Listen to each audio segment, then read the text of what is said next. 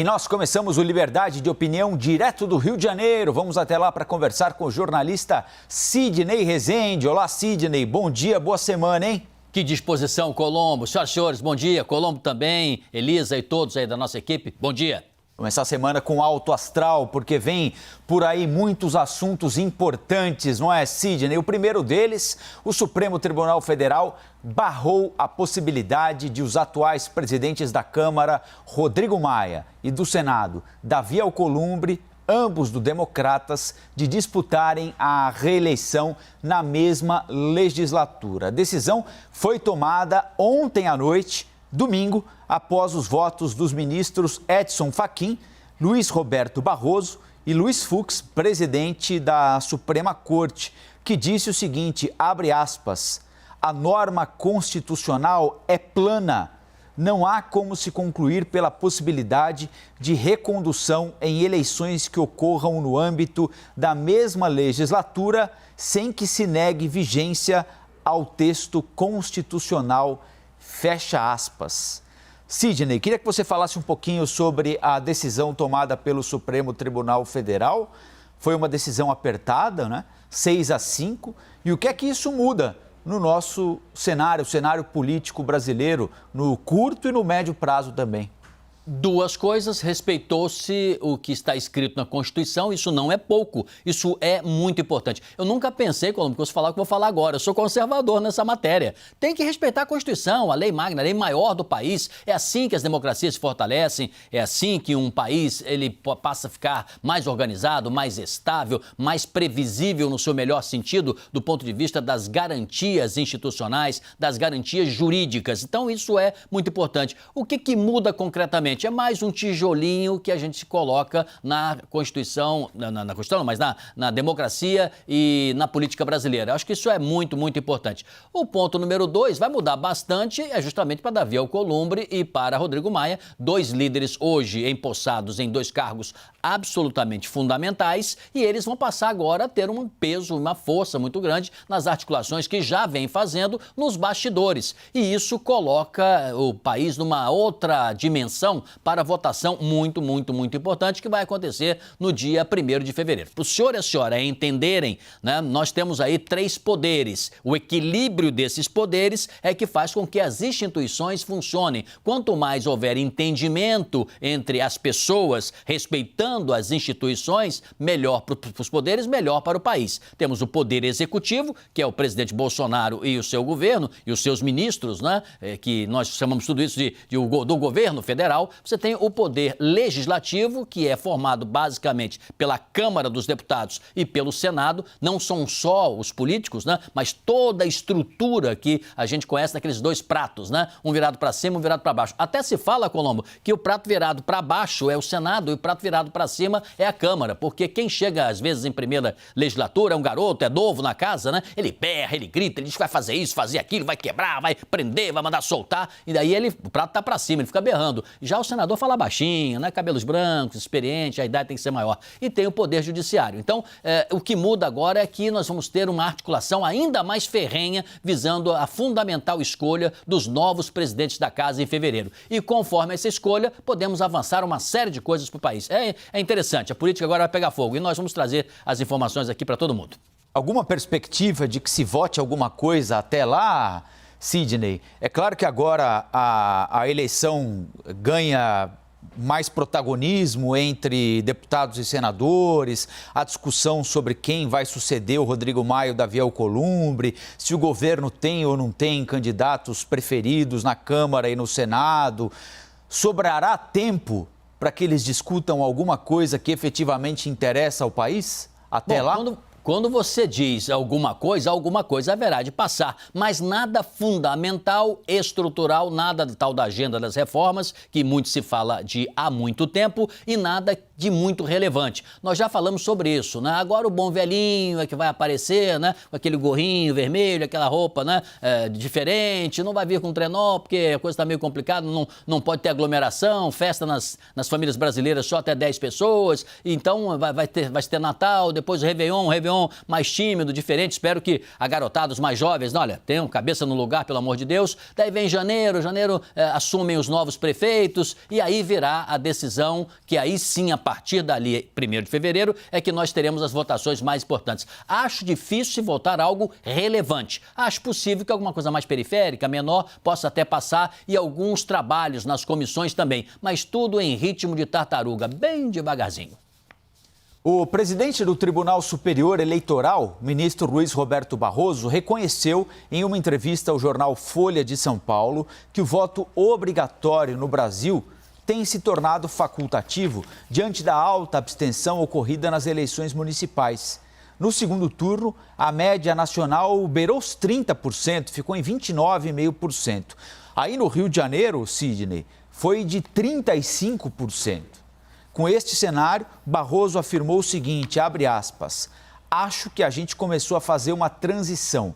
O modelo ideal é o voto facultativo. E em algum lugar do futuro, não muito distante, ele deve ser. Fecha aspas. Sidney, o voto no Brasil deve ser obrigatório, deve ser facultativo. Nós já estamos suficientemente maduros para fazer essa discussão?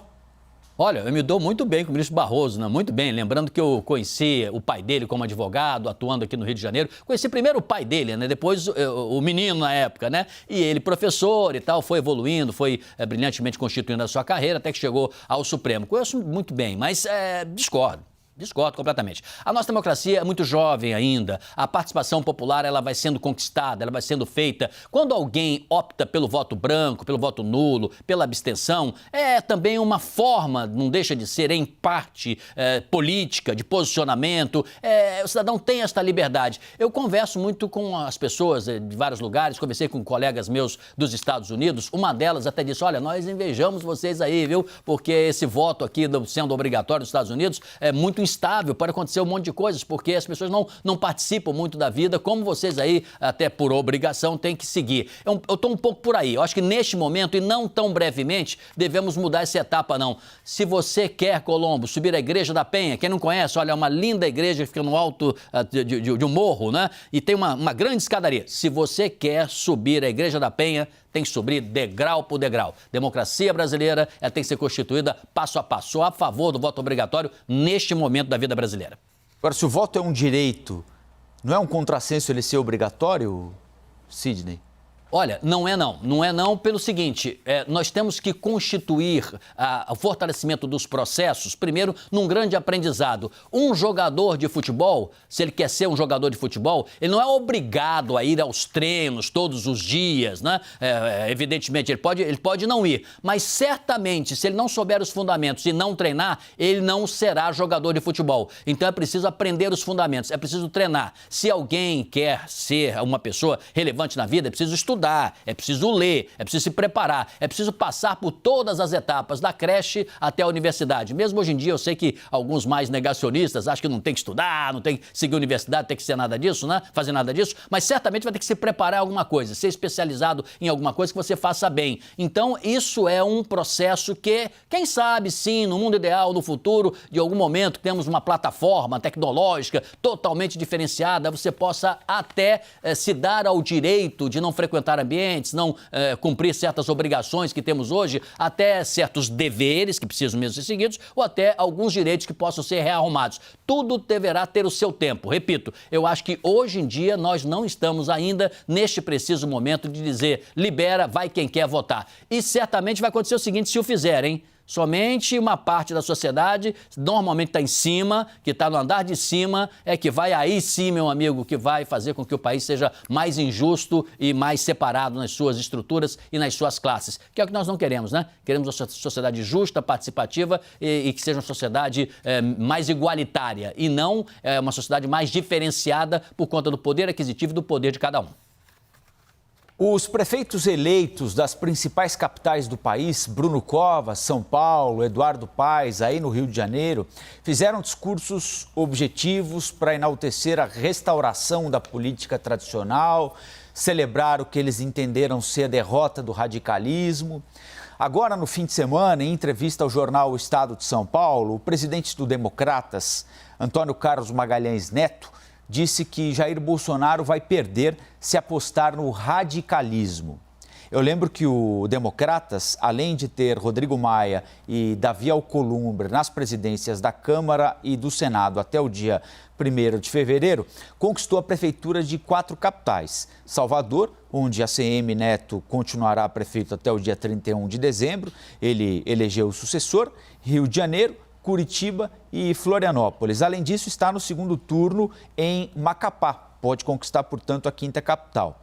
Sidney, qual sua avaliação sobre essa declaração do presidente do Democratas, ACM Neto? O radicalismo político foi derrotado nesta eleição de 2020? Este foi um recado dado pelo eleitor de que ele não quer mais saber de extremos? Ou a gente está se precipitando nessa avaliação? Colombo, você se recorda, nós fomos um dos primeiros aqui no nosso espaço, né? Ainda não se falava nisso, né? Do que as urnas estavam mandando dizer, né? Você lembra, né? Em nenhum momento aqui eu dizia que o povo quis votar no Centrão. Eu até brinquei dizendo assim, ninguém acordava de manhã, dizendo assim, vou votar no PP hoje. Eu acordei com vontade de votar no PSD. Não, isso não aconteceu. O eleitor mandou um outro recado, que é justamente esse que você lembrou aí, né? E de repente o ACM Neto também. O povo não optou pelo radicalismo neste momento para este pleito. Não significa que no momento seguinte, 2022, o eleitor não possa fazer ajuste, sintonia fina. O eleitor sempre faz sintonia fina. As ruas têm que ser ouvidas. O povo sempre sabe para onde as coisas estão indo. A gente demora a aceitar, mas na democracia é assim. Prevalece o que a maioria acaba determinando. E eu sou a favor de se respeitar a minoria. A diferença entre os autoritários e o que nós pensamos é exatamente essa, né? Pensa-se aquele que vence que tem que esmagar a minoria. Eu penso que não. Respeita essa minoria, governa-se para todos, mas vence a maioria. Então, vamos lá. O povo não quer radicalismo, não, nesse momento. O povo quer que os governos falem menos e que façam mais. Que melhore a saúde, que melhore a educação, que enfrente a pandemia, que bote o país nos trilhos da prosperidade, que a economia melhore, que não tenha inflação. O povo quer esse. É o ideal de curto prazo, perseguido pela população, e o eleitor mandou essa letra, que eu achei muito boa. Agora, não é assim, se o presidente Bolsonaro apostar no radicalismo, ele vai perder. Todos vão perder se apostar no radicalismo de agora para frente.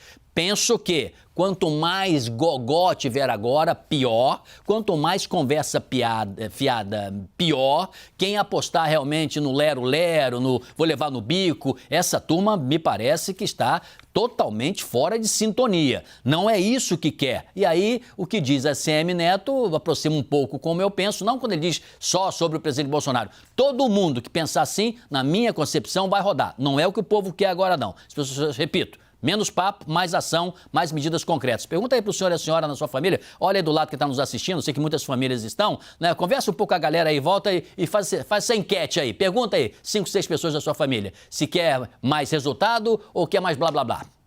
Agora, o presidente Bolsonaro teria, então, de dar um cavalo de pau no discurso para se reeleger em 2022, não é? Bom, esse cavalo de pau já foi dado várias vezes esse ano, né? E com certeza ele o fará. Agora, se ele sentir que vai escapar entre os dedos aqueles mais radicais que votam nele, aí ele vai de novo dar um outro cavalo de pau, agrada aquela turma. Mas acho que esse discurso está equivocado, viu? Ele vai ter que ajustar sim. Casos envolvendo ações da polícia ganharam destaque neste fim de semana. Em São Paulo, 2 policiais discutiram. Um deles apontou a arma para o outro no meio da rua Santa Ifigênia, no centro da cidade, um dos principais pontos de comércio de rua da cidade. Aí a imagem. A PM de São Paulo identificou os envolvidos, ambos foram afastados das funções e o policial que apontou a arma para o colega foi preso. Uma discussão banal por causa de um atraso de um deles para a volta do almoço, que prejudicou o outro que estava esperando o colega voltar para então sair para almoçar. No interior de São Paulo, um policial civil foi morto com um tiro disparado pelo próprio colega de corporação. Eles se envolveram em um acidente de carro, os dois estavam em uma ambulância, vejam só, e discutiram. Durante a briga, um deles sacou a arma e atirou no colega. Em seguida, tentou se matar, mas foi impedido por um médico. No Rio de Janeiro, as primas Rebeca, de 7 anos, e Emily, de 4 anos, foram enterradas pela família depois de morrerem vítimas de bala perdida na Baixada Fluminense. Testemunhas relataram que os tiros vieram de policiais. Em nota, a assessoria de imprensa da Polícia Militar negou que os policiais tenham feito disparos. Sidney, os profissionais que trabalham nas polícias civil e militar, que têm contato direto com a população e o crime, estão preparados para lidar com situações de pressão?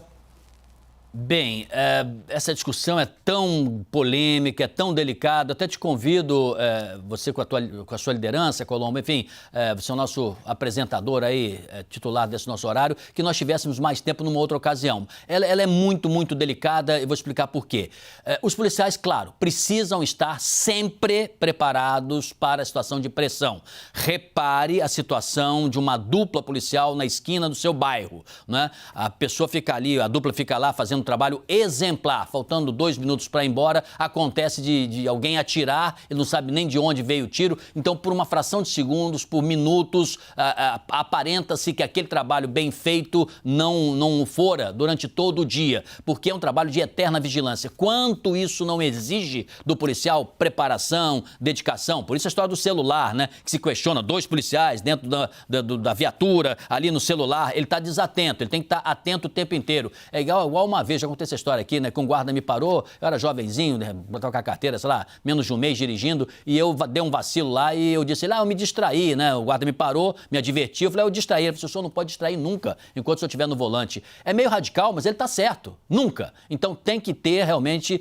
um grau de preparação para isso. Há um estudo na Polícia do Paraná, apenas para ilustrar aqui a minha fala, que 23% dos afastamentos de policiais têm origem em problemas psicológicos, né? Então você imagine alguém que chega em casa depois do expediente e tenha vivido um atrito tenso, né? E essa pessoa vai diante da sua família achando que está tudo bem, tudo tranquilo. Será que ele dorme direito de noite? Será que no dia seguinte, quando já é um sábado, ele vai passear com a família, ele não fica olhando para o lado para ver se, de repente, aquele que ele prendeu, que ele tentou prender, não possa alvejá-lo? Por que esse assunto é delicado? Eu não quero crucificar a polícia 100%, mas jamais posso passar a mão na cabeça também aqui, nem ninguém, de erros que possam ter ocorrido, crimes praticados, imprudência, falta de treinamento, falta de capacitação ou falta de atenção. E isso ocorre. Então, alguns dos casos que você citou são verdadeiros crimes e barbaridades. Um policial sacar a arma contra o colega, fazer o que ele fez aqui, ele foi preso.